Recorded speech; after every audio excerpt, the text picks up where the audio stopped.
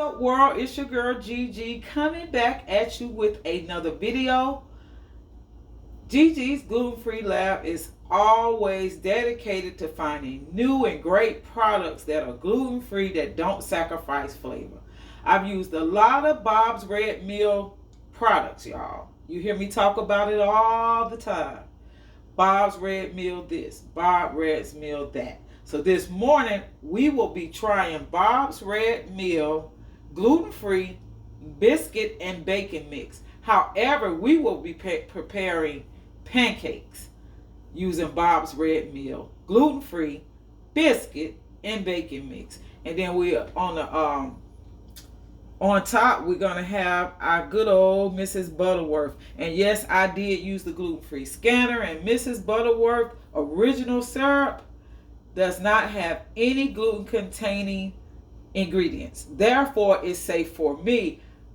That, as a disclaimer, I always have to say this is my journey. And as you travel on my journey, I will try products before you buy them. So Bob's Red Mill and Mrs. Butterworth is the products this morning, and we will get started.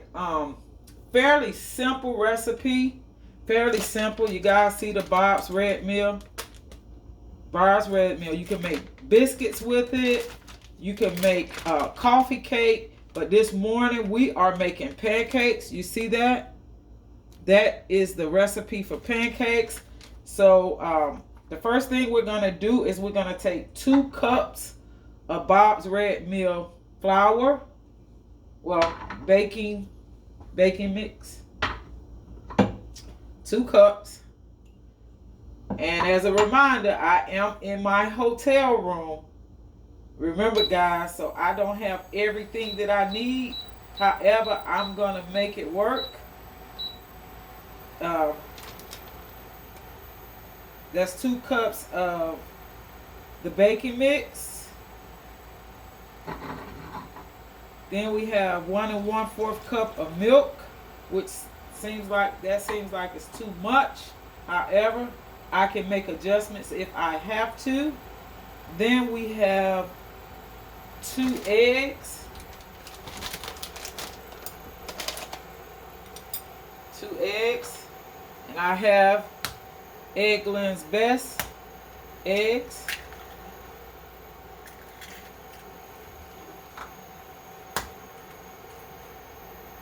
2 eggs. And generally I crack my eggs ahead of time so that I don't get any shells. However, I forgot. I'm human. And then they suggest that you use, the last ingredient is 2 tablespoons of vegetable oil. However, guys, you know that I like coconut oil. So I'm going with coconut oil instead of vegetable oil. If you would like to use vegetable oil, you do so. I just love my coconut oil. I tell you that all the time. And you simply just mix it. That's it. It's not a big thing. It's not a lot to it. We're going to mix it. And we're going to make us a nice pancakes.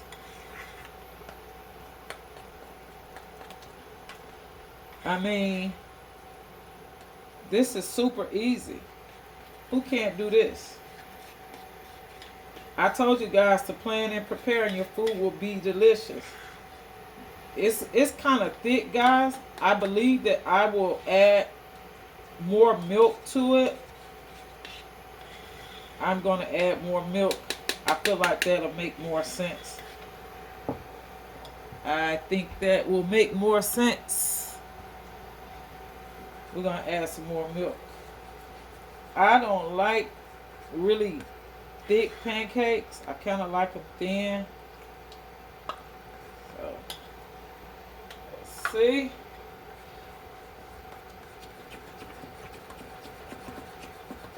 That's better.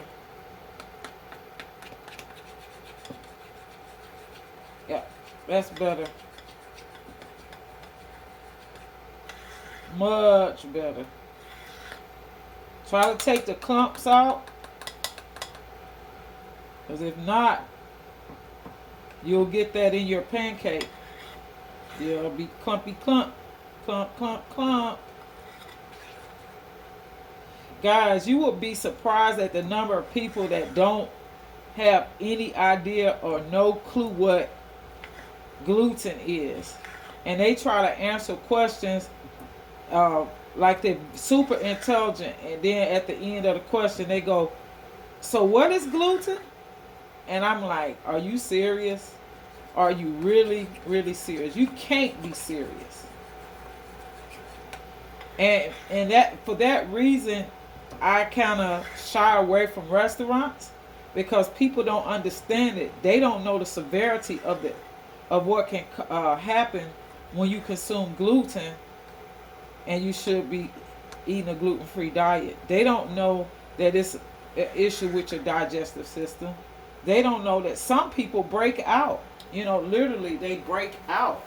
I happen to be a person that just it's very hard for me to digest my food. And guys, I told you I'm still out working, so therefore I'm in my hotel room and I'm using my precision induction cooktop with an induction skillet. So I'm gonna go in with the little, I think I'm gonna use butter. No, I'm gonna use coconut oil to prepare the pancakes. Coconut oil. Coconut oil. My skillet is nice and hot. Let's see. Give me a second. So I'm in this hotel room and I'm making do with the utensils that I have. And I'm telling you guys, some of this stuff is a challenge, but I'm going to do it anyhow. So I'm not going to make these pancakes too big because guess what? Your girl don't have no spatula. I do not have a spatula. I don't know what I was thinking about. I don't have, I don't have a spatula. So I got to make these small because you'll see what I'm going to use to flip them. And you're going to crack up. Just bear with me because you know I don't give up, right? You know I don't give up. You know your girl is resilient. I'll try some stuff. And so if you haven't used the induction cooktop, once you buy one, you got to get used to it. So you got to get used to the settings. Sometimes they'll begin to cook really fast. So what you have to do is you can adjust it. And that's what I'm doing right here. I'm adjusting the temperature. You see that? I'm adjusting the temperature. I can subtract and then I can add to it. I can add more. I have it on 350 and that seems to work pretty good. And I found this beautiful induction skillet at TJ Maxx, guys. They have a whole collection. And the name of it is Masterclass Premium Collection. And it's ceramic. You can use it on the gas stove. You can use it on an electric stove, but it's also induction cooktop. So it has multiple use. And it was the grand price of only $16.99. And I have been frying chicken. And I've been doing a little bit of everything with this skillet. You see that? It was a great buy.